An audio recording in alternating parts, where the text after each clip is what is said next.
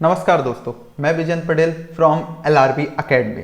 सी language सीखने की series में ये हमारा 48 ट्यूटोरियल है और इस ट्यूटोरियल में हम देखने वाले हैं स्टैंडर्ड इनपुट एंड आउटपुट। तो आइए चलते हैं। तो यहाँ पर स्टार्टिंग करते हैं हम एक डेफिनेशन देखते हैं क्या लिखा हुआ है। C standard library provides function that allow us to accept data characters from the standard input and to output data character to standard output.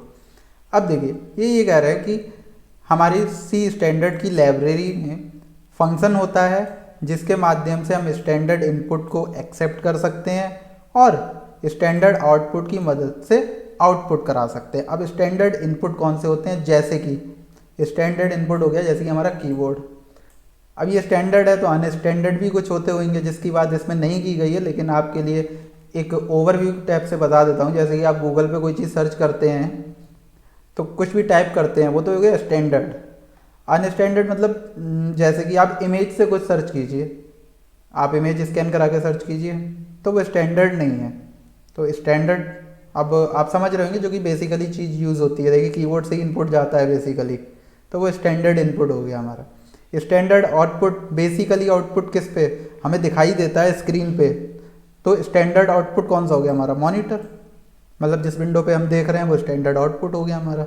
ठीक, तो स्टैंडर्ड आउटपुट हमारा monitor, input keyboard, standard input keyboard के माध्यम से दिया जाता है, तो वो स्टैंडर्ड इनपुट हो गया। तो अब बात करते हैं कि इनपुट लेते कैसे।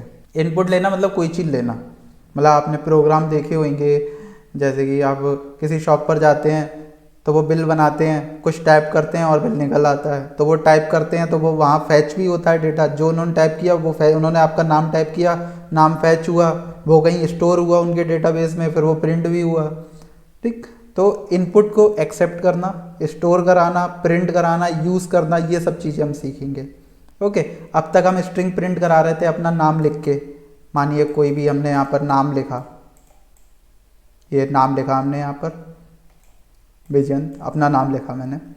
ओके, तो यहाँ पर मैं अभी इसे प्रिंट कराऊंगा तो यहाँ पर ये स्ट्रिंग मैंने दिया है, यहाँ पर टाइप करा मैंने कोड पे, लेकिन मैं चाहता हूँ नहीं, जब रन होगा रन टाइम पे मैं टाइप करूँ, मैं इनपुट दूँ, कीबोर्ड से टाइप करूँ, इनपुट दूँ मैं। तो इनपुट कैसे लेना है, यूज़ कैसे करना है, आउटपुट कैसे करना है, ये सब चीज़ें हम देखेंगे इसमें।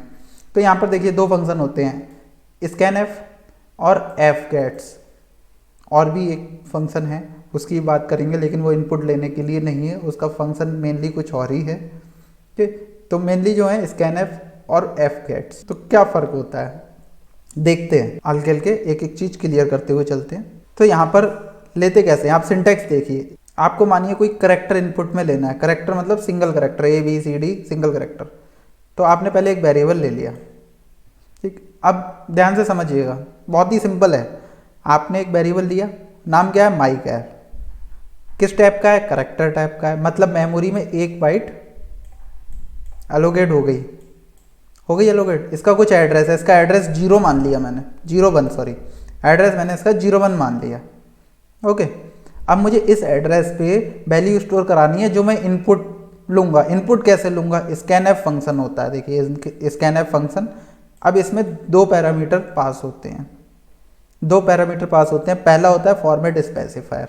ये फॉर्मेट स्पेसिफायर इसलिए होता है, ये इंटरप्रेट करता है जो इनपुट आता है स्टैंडर्ड इनपुट से, मतलब कीबोर्ड से। मानिए कीबोर्ड से मैंने कुछ भी टाइप किया, मैंने टाइप किया A, अब ये उसे इंटरप्रेट करेगा। ठीक, ये उसे कंपाइलर को ये बताएगा कि ये जो इनपुट आया है ये करेक्टर टाइप का है। अगर मैं 1 भी इनपुट में डालूंगा तब भी ये यही बताएगा कि ये करेक्टर है। अगर मैं 97 इनपुट में दूंगा तो ये बताएगा ये करेक्टर है और इसकी जगह A प्रिंट हो जाएगा। कुछ भी प्रिंट करूंगा उसे करेक्टर बताएगा। अगर यहाँ पर मैं %d कर दूंगा तो मैं कुछ भी डालूंगा वो एज ए इंटीजर ही ट्रीट होगा। ओके, अब दूसरा इसमें जो आर्गूमेंट होता है, पैरामीटर होता है, वो होता है एड्रेस, जहाँ पर स्टोर कराना है। अब करेक्टर टाइप आप बता रहे हैं कंपाइलर की करेक्टर टाइप है, तो करेक्टर टाइप के ही एड्रेस में स्टोर कराएंगे। तो माई करेक्टर का एड्रेस देती है, एड्रेस ऐसे देते हैं। ठीक, तो इनपुट आया, इसने बताया कि ये करेक्टर टाइप का है, उसके बाद इसे करेक्टर टाइप के एड्रेस में स्टोर करा दिया, तो जो भी देंगे वो यहाँ पर स्टोर हो जाएगा। Got it. चलिए आगे देखते हैं। मल्टीपल इनपुट लेने हैं, यहाँ पर तो एक लिया है, मानिए मुझे 2 3 4 इनपुट लेने हैं, कैसे लूँगा? देखिए एक इंटीजर ले लिया, ये सिंपल सी चीज़ है, ये चीज़ नहीं पता होगी तो आप स्टार्टिंग से कवर कीजिए चीज़ों को, बेसिक को। ये इंटीजर, ये डबल, ठीक, यहाँ पर 2 वेरिएबल हो गए, 2 टाइप के वेरिएबल हो गए। अब यहाँ पर स्कैनफ फंक्शन इनपुट लेने के लिए यूज़ होता है, जो कि यहाँ पर डबल और इंटीजर दोनों के लिए फॉर्मेट स्पेसिफायर, ये इंटीजर का फॉर्मेट स्पेसिफायर, स्पेस देके, क्या देके? स्पेस देके। दूसरा फॉर्मेट स्पेसिफायर कौन सा? डबल। और फिर कॉमे के साथ, कॉमे से सेपरेट करके दोनों के एड्रेस देने हैं। ये सीक्वेंस जो रहेगा वो सेम रहेगा। अगर यहाँ पर इंटीजर है, अगर यहाँ पर इंटीजर का फॉर्मेट स्पेसिफायर है तो यहाँ पर इंटीजर का एड्रेस होगा। ये जो सीक्वेंस है वो सेम रहेगा। यहाँ पर डबल का है सेकंड नंबर पे, तो यहाँ पर सेकंड नंबर पे डबल का होगा। फॉर्मेट स्पेसिफायर देते हैं स्पेस से सेपरेट करके, और एड्रेस देते हैं कॉमा से सेपरेट करके। ये प्रैक्टिकली और अच्छे से समझा जाएगा, डोंट वरी। चलिए आगे बढ़ते हैं। अब एक फंक्शन होता है यहाँ पर एस स्कैनफ। इसका काम क्या होता है? देखिए इसका काफ़ी जगह आपको काम पड़ेगा, और ऑनेस्टली इसका काम आपको कम्पिटिटिव प्रोग्रामिंग में भी काफ़ी जगह पड़ेगा। तो इसका आप करंट में तो इसका ज़्यादा यूज़ नहीं करें, लेकिन आने वाले टाइम में इसे याद रखिएगा कि ये भी एक फंक्शन होता है, इसका भी आपको यूज़ पड़ सकता है अगर आप सी लैंग्वेज को पकड़े रहेंगे, सी लैंग्वेज पे आप काम करते रहेंगे तो। अब ये देखिए लिखा हुआ है reads from a character array, reads from a character array buffer instead of a standard input. इसका काम ये होता है, ये कोई इनपुट को रीड नहीं करता है, स्टैंडर्ड इनपुट जो भी हम दे रहे हैं कीबोर्ड से उसे रीड नहीं करेगा। ये जो करैक्टर एरे है, ये है करैक्टर एरे है, इसमें कुछ वैल्यूज़ हैं। अब इसमें जितनी भी वैल्यूज़ हैं वो एज अ करैक्टर ही ट्रीट होगी, एक एक इंडिविजुअल वैल्यू, इंडिविजुअल एक एक वैल्यू करैक्टर होगी। एक करैक्टर है, फिर स्पेस है, फिर 1 है, फिर 2 है, पूरा मिला के ये स्ट्रिंग बन गया। अब यहाँ पर ये कह रहे हैं कि ये इस एस स्कैनफ जो फंक्शन है, ये लिखा हुआ है एस स्कैनफ जो फंक्शन है वो किसी करैक्टर एरे में से, किसी करैक्टर एरे में से करैक्टर को रीड करेगा। देखिए कैसे करेगा, क्या करेगा, समझिए। सिंपल सी चीज़ है। यहाँ पर ये पूरा एक स्ट्रिंग है, इसे मैंने, इसमें 3 चीज़ें मुझे दिख रही हैं। क्या दिख रही हैं? एक इंटीजर है स्पेस के साथ, एक करैक्टर है और एक डबल वैल्यू है। तो इन्हें मैं सेपरेटली रीड करके और सेपरेटली टाइप में, इंडिविजुअल टाइप में मैं कन्वर्ट कर सकता हूँ। कैसे? नाम क्या है एरे का? BUFF, बॉफ। अब यहाँ पर फंक्शन क्या है हमारा? S scanf. इसमें कितने पैरामीटर पास होते हैं? आर्गुमेंट कितने पास होते हैं? 3 होते हैं। ये देखिए इस कॉमे से पहले क्या आएगा? नाम। किसका नाम आएगा? करैक्टर एरे का। फिर इस कॉमे से पहले क्या आएगा? ये 3 आर्गुमेंट हो गया, पहला, दूसरा और तीसरा। ये 3 अलग अलग हैं अभी। तो इससे पहले आ गया नाम, और इससे पहले आएंगे फॉर्मेट स्पेसिफायर, जैसे कि ये है करैक्टर, ये है इंटीजर, ये है डबल। तो करैक्टर, इंटीजर, डबल। फिर इस कॉमे के बाद कॉमे से सेपरेट करके सारे एड्रेसेस। कौन से एड्रेसेस? जो यहाँ पर हमने डिक्लेयर करे हैं। करैक्टर, यहाँ पर एक करैक्टर है, एक करैक्टर ले लिया स्टोर कराने के लिए अलग से। इंटीजर ले लिया अलग से स्टोर कराने के लिए। और ये डबल हो गया, डबल ले लिया अलग से स्टोर कराने के लिए। अब इसकी जो वैल्यू है ये मैंने सेपरेटली अलग अलग स्टोर करा दी। एक करैक्टर में स्टोर करा दिया स्ट्रिंग में से लेके, और 1 2 3 इंटीजर में करा दिया, और डबल वैल्यू डबल में करा दी। समझ आए चीज़ को? एक स्ट्रिंग को मैंने तोड़ लिया, लेकिन कंडीशन ये है कि स्पेस से सेपरेटेड होने चाहिए, ये स्पेस से सेपरेटेड हों। ये प्रैक्टिकली करके देखेंगे, और कोई कंडीशन निकलेगी उसे भी देखेंगे। तो यहाँ पर क्या हुआ कि ए को एड्रेस ऑफ सी में डाल दिया, इसे एड्रेस ऑफ एक्स, इसे एड्रेस ऑफ डी। अब अगर मैं यहाँ पर ये प्रिंट कराऊंगा CXD, तो वैल्यू प्रिंट होगी अलग अलग। अभी एक अलग अलग इंटीजर, अलग अलग ये वेरिएबल हो गए हैं। अब अलग अलग वेरिएबल हो गए जैसे हम डिक्लेयर करते हैं। इसमें वैल्यू ए है, ए प्रिंट हो जाएगी, कैपिटल ए है सॉरी। इंटीजर में 1 2 3 हो जाएगी, और डबल में डबल की हो जाएगी, जो भी है। तो इसका काम समझ रहे हैं? करैक्टर एरे में से रीड करता है ये, फिर उसे हम तोड़ सकते हैं। देखिए कैसे, जैसे कि अगर आपके पास कोई क्वेश्चन आया कि एक स्ट्रिंग है जिसमें वैल्यू है 1 2 3 ऐसे लिखी हुई है स्पेस से। अब ये स्ट्रिंग है, अब इसे ऐड करो, अब भाई इंटीजर को ही तो ऐड कर सकते हो, कैरेक्टर को ऐड थोड़ी कर दोगे। तो यहाँ पर इसे हम एस स्कैन एफ के माध्यम से इस कैरेक्टर को इंटीजर में कन्वर्ट करेंगे, फिर प्लस करेंगे, समझ रहे हैं।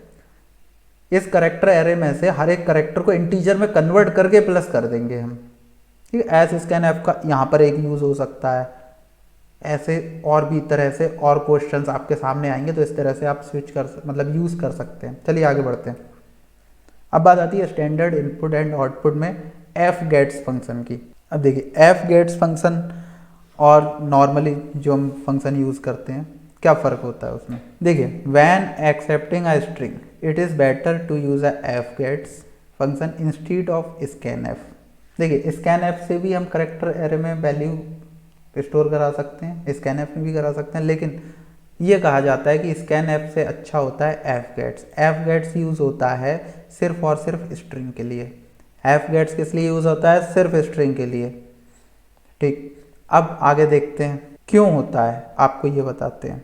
प्रैक्टिकली तो और ही ज़्यादा क्लियर हो जाएगा।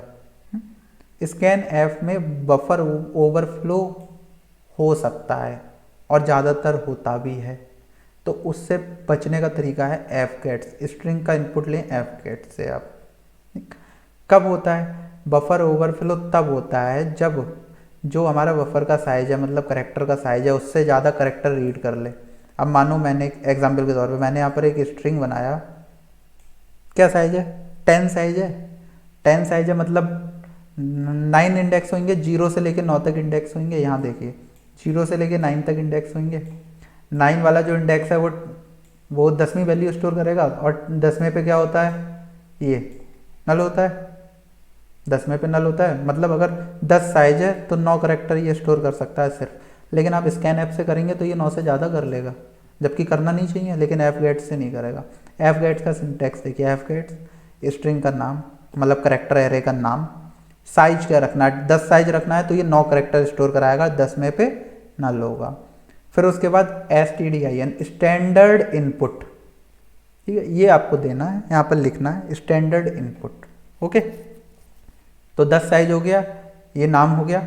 अब आप इसे रन कराएंगे जब, तो यहाँ पर इनपुट मांगेगा, गॉट इट, मतलब पहले लिख के आएगा एंटर स्ट्रिंग, आप एंटर करेंगे स्ट्रिंग को, कुछ भी लिखेंगे एंटर करेंगे, फिर वही स्ट्रिंग प्रिंट हो जाएगा। क्या समझे? जब आप रन कराएंगे एंटर स्ट्रिंग लिख के आएगा, आप स्ट्रिंग लिखेंगे एंटर करेंगे, वही प्रिंट हो जाएगा, हम वही प्रिंट करा रहे हैं। जैसे कि एग्जाम्पल देखिए, प्रोग्राम रन कराया तो सबसे पहले स्क्रीन पर लिख के आएगा एंटर स्ट्रिंग, फिर आपने टाइप किया मानिए सैम्पल स्ट्रिंग। अब यहाँ पर आउटपुट में फिर आपको देखेगा सैम्पल ST। क्यों? 3 3 6 ये हो गए, एक स्पेस हो गया, 2 ये हो गए, टोटल 9 हो गए, 9 ही करेक्टर प्रिंट होंगे टोटल एफ गेट्स में। चलिए आगे बढ़ते हैं। अब यहाँ पर एफ गेट्स में एक नल चेक करने के साथ एक एग्जांपल यहाँ पर देखा हुआ है, आइए देखते हैं क्या है ये। If the function succeed it return the pointer to the buffer we provided string in our case, if it fails the function return nulls. ये होता है एक इसमें नल चेक करने का तरीका। अगर किसी भी कारण से किसी भी प्रकार का एरर आता है, मतलब किसी प्रकार से कोई भी एरर आता है, ये फेल हो जाता है, तो ये नल वैल्यू रिटर्न करता है। तो ये एक अच्छी प्रैक्टिस रहेगी कि हम चेक कर लें कि कोई एरर तो नहीं है, कोई प्रॉब्लम तो नहीं है, तो हमने नल को चेक कर लिया सिंपली यहाँ पर। उसके बाद जो भी हमें कार्य करना है वो कार्य हमने कर लिया। जैसे कि हम चेक कर रहे थे, लास्ट में भी हमने चेक करना देखा था कि किस तरह से चीज़ों को चेक करते हैं। डायरेक्टिव्स में हमने देखा था कैसे चेक करते हैं, मैक्रो में हमने देखा होगा कैसे चेक करना है। तो उसी तरीके से ये नल देता है, अगर कोई भी आपको प्रॉब्लम आती है तो नल वैल्यू रिटर्न कर देगा। तो ये अच्छी प्रैक्टिस होगी कि नल को आप चेक करें। और यदि नल नहीं आता है तो ये आपका हो ही जाएगा रन। अगर नल आता है तो आप नो करेक्टर रीड या फेलियर, जो भी आपका एरर आ रहा है उसे आप प्रिंट करा सकते हैं। तो आइए आगे बढ़ते हैं। तो दोस्तों अब आता है गेट्स। देखिए गेट्स फंक्शन भी स्ट्रिंग ही रीड करने के लिए यूज़ होता है। स्टैंडर्ड इनपुट से आप कुछ भी चीज़ टाइप कीजिए एज अ स्ट्रिंग, उसे ट्रीट करेगा, रीड करेगा और स्टोर कराएगा। लेकिन गेट्स और एफ गेट्स में फ़र्क क्या होता है? देखिए बहुत ही सिंपल सा फ़र्क है, ठीक, बहुत ही ईजी वे में समझिए। देखिए यहाँ लिखा हुआ है gets keeps reading input until new line character और end of file shows up. इसका मतलब ये है कि गेट फंक्शन से अगर आप कोई भी इनपुट ले रहे हैं, ठीक है, जैसे कि मानिए आपके करेक्टर एरे का साइज है 10 और आप गेट्स के माध्यम से इनपुट ले रहे हैं, तो ये साइज को नहीं देखेगा क्या साइज है।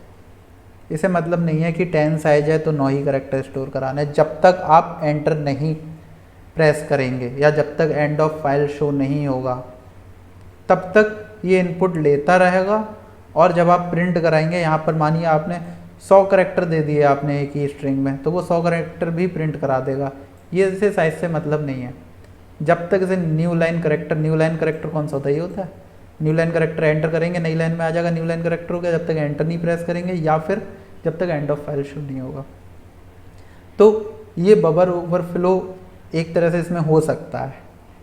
ये चेक नहीं करता है एरे बाउंड ऑफ वेरिएबल, मतलब ये चेक ही नहीं करता कि एरे का क्या साइज है क्या नहीं है। लेकिन F gets it will stop when maximum limit of input character is reached. मतलब यहाँ पर 10 है लिमिट, तो जैसे ही 9 करेक्टर होंगे आप टाइप, भले ही आप 12 13 100 करेक्टर आप टाइप कर दीजिए एक स्ट्रिंग में, लेकिन वो लेगा स्टार्टिंग के 9 ही। स्टार्टिंग के जो 9 करेक्टर होंगे सिर्फ वही लेगा, बाकी करेक्टर नहीं लेगा। तो हमने इनपुट लेने के देखिए 4 तरीके देखे हैं, scanf, S scanf, F gets और गेट्स। तो चलिए आगे बढ़ते हैं। अब आता है स्टैंडर्ड आउटपुट की बात। स्टैंडर्ड आउटपुट में आप एक चीज़ पढ़ते हुए आ रहे होंगे, प्रिंट एफ फंक्शन। ये प्रिंट एफ भी स्टैंडर्ड आउटपुट है। ये देखिए प्रिंट एफ लिखा हुआ है, डबल इन्वर्टेड कॉमा में जो भी चीज़ लिखी होगी वो एज इट इज़ प्रिंट हो जाएगी, सिवाय स्पेशल करेक्टर्स के। ये नेक्स्ट लाइन है, ये नेक्स्ट लाइन में स्विच कर देगा किसे, जो भी हमारा कर्सर बिलिंग करते रहता है। बताया था आपको, अगर आपको करेक्टर इंटीजर आपको प्रिंट कराने हैं, डबल प्रिंट कराना है इसके माध्यम से, तो ऐसे करा सकते हैं, ये तो आपको पता है, ठीक। इस चीज़ को दोबारा नहीं रिपीट किया जाएगा। अब बात करते हैं देखिए पुट्स की। पुट्स होता है स्पेशली स्ट्रिंग को प्रिंट कराने के लिए। पुट्स होता है स्पेशली स्ट्रिंग को प्रिंट कराने के लिए। यहाँ पर देखिए डबल इन्वर्टेड कॉमा मैंने ये स्ट्रिंग पास किया, ये प्रिंट हो जाएगा। या फिर मैं इसमें कोई भी करेक्टर एरे सिंपली पास कर दूंगा। मानिए ये है करेक्टर एरे एक, और ए इसका यहाँ पर मैंने इसे असाइन कर दिया, इसमें वैल्यू रख दी ABC, और अब मैं इसमें ये ना पास करके मैं सिर्फ क्या है सिर्फ ए पास कर दूं करेक्टर एरे, तो ये प्रिंट हो जाएगा।